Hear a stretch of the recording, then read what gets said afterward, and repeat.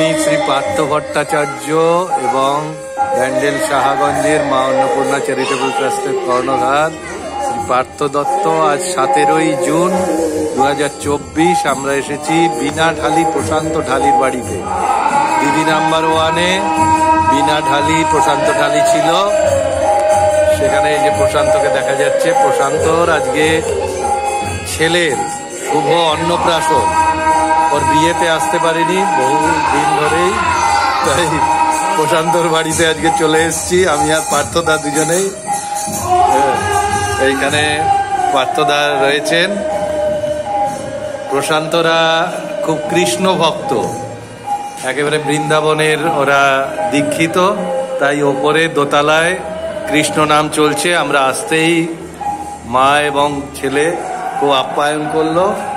তারপরে আমরা এবার দোতলায় যাব, গিয়ে নামগান হচ্ছে, একটু পরে প্রশান্ত ছেলেটির মুখে প্রসাদ হবে।